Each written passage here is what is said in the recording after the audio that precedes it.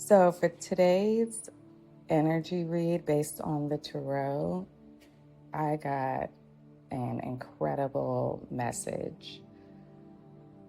I'm literally still processing it myself, but it's just full of surprises. The first card that came out was the Knight of Cups. It had the Eight of Cups on the bottom of the deck, and that definitely shows that there's a current situation where there is, in this current energy, you're being encouraged to walk away from a situation where you're being given something that you want, but it's not to the level of what you actually desire. The Knight of Cups energy is the giver. However, he's very much different in energy than the King. This is someone that is given to you. However, what they're giving isn't as much as they could give, or it's just not everything you want. In relationships, maybe you're like the side piece or you're the, and I say side piece in the way that you can be the side chick to a situation where there's no other woman involved. There can be a man who is focused on his career, his dream, something else, his job, his children, anything else other than you. So what he's giving you is just not at the quality or level of what you are actually expecting or wanting out of a situation. And so it's showing that that is the present energy that you're dealing with. But with the Eight of Cups on the bottom, it's also showing that there's this shadow energy pressing on you, and it's pushing you to let go and to move on. After that, the next card was the Knight of Pentacles along with the Seven of Cups, and the Knight of Swords was on the bottom. This was so interesting because you have the Knight of Swords as the shadow energy, which is the quick moving fast energy, along with the Knight of Pentacles, which is the slowest moving knight. So to me, that obviously shows that there's a sudden influx of options with the Seven of Cups that will come in, but these options will take time to materialize to the level of what you need. However, there is potential. The Knight of Pentacles is the slowest moving knight. However, he's the most dependable knight. It's the tortoise.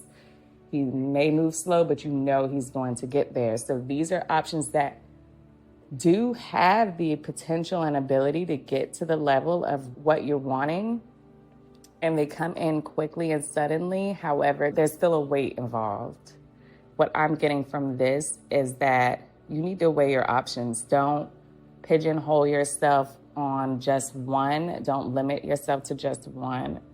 If this is relationship for you, date around. If this is career for you, look around.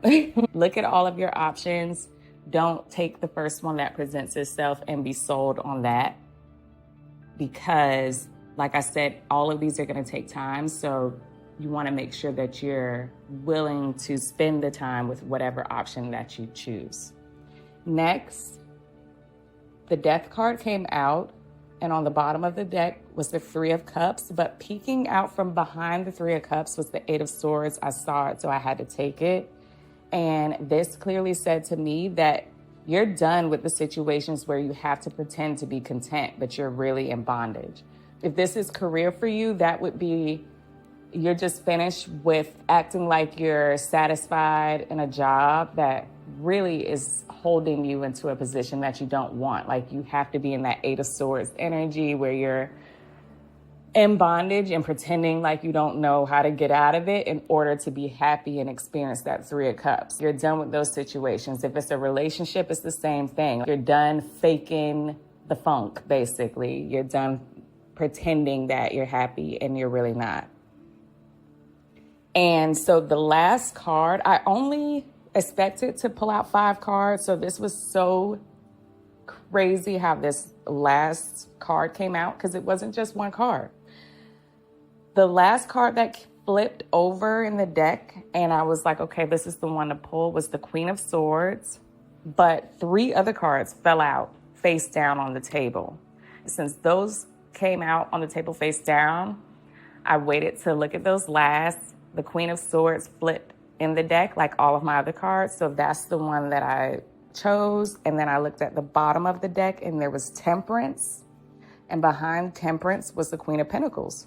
So immediately I was like, okay, that makes perfect sense. Because if you're presented with all these options and then you're done with situations where you have to pretend to be happy, then the Queen of Swords energy is clearly what you would step into, because now you're discerning logically, like, does this work? What I love is that you're discerning with Temperance and the Queen of Pentacles at the bottom. That energy is supporting your discernment, which means you're discerning from a place of thinking about what is fulfilling and nurturing to you, a heart open place.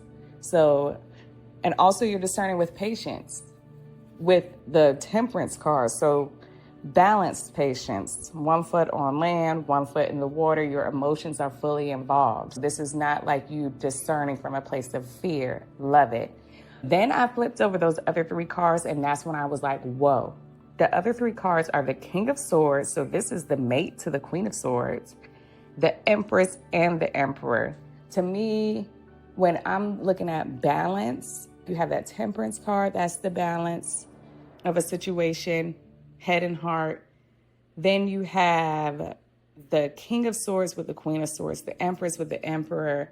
I mean, if this isn't a love reading for you, it just basically, like, if you're looking for a career, you're going to be in love with the career. This is the career that is your dream thing that you've wanted your entire life, and you will be set for life, taken care of, and loving it.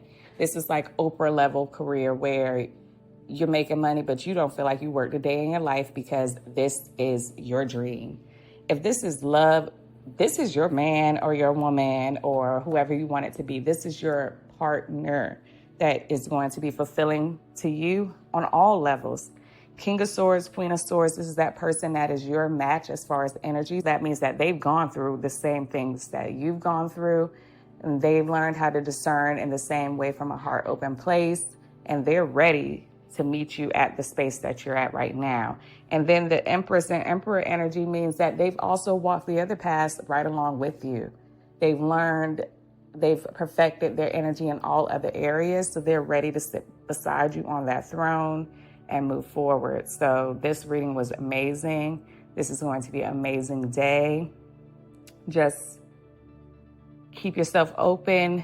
The energy that you're already in with this super discernment just tells me that you're on the right path. Whatever decisions that you're being led to make them with the confidence that you're going in the direction that you need to go. Don't ever step back into this energy of accepting less than what you deserve or you want. Continue to move forward. God is blessing. The universe is blessing this path. It's blessed, it's protected.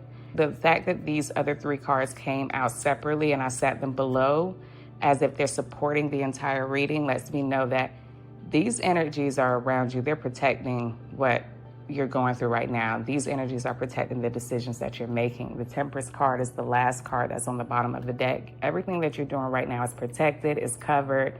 You can't make a mistake. Just continue to live in that high vibe that you're in and get it going.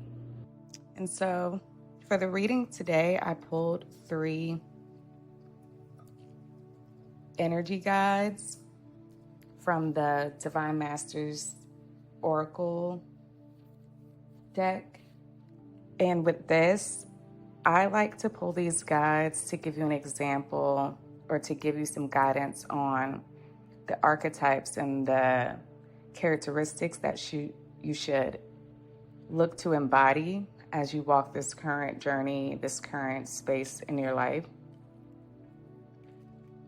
So it kind of helps to think on the characteristics of these individuals when you're just going about your day, and you can reflect back on their character patterns and their personalities and the things that we know about them to give you guidance on how to navigate this space on your path and in your journey.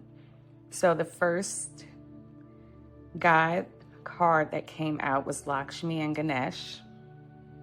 And this is prosperity vibration. It says you are attracting health, wealth, and happiness. So that is definitely in line with the tarot reading that we received, where it literally said that you have all of these options coming in. Obviously, they will take some time to get to the space of where you're desiring for them to get to, but you have it coming in, working towards it slowly but surely. It is coming, potential is there, it is a guarantee.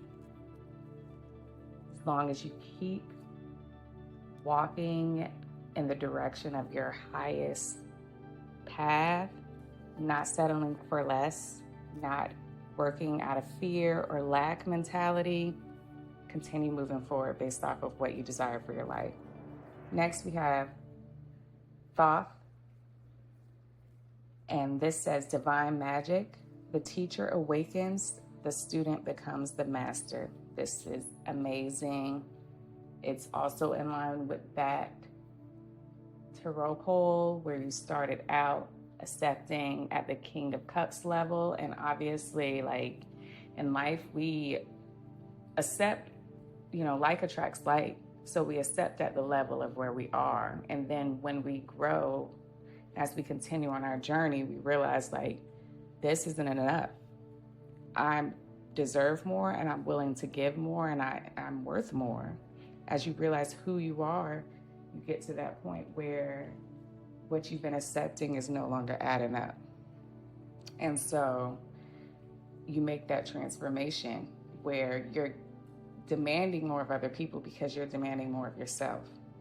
And so that's when the student becomes the master. And so continue to embody that energy with yourself. Continue to look inside. Like, this also means that you no longer have to give out your power externally, and you're no longer looking for external guidance, because you're your own guide. You're embodying master level energy. Last, I got Mother Mary, which is amazing. It says miraculous encounter, divine experiences. Do not be afraid of being powerful. This is amazing energy to have, nurturing energy. It just speaks to your path being so protected. Mother Mary was literally the home for Jesus. Her body was Jesus's home. Like, she had a sacred womb. And so to have her energy around you speaks to that level of protection, speaks to that level of nurturing and guidance.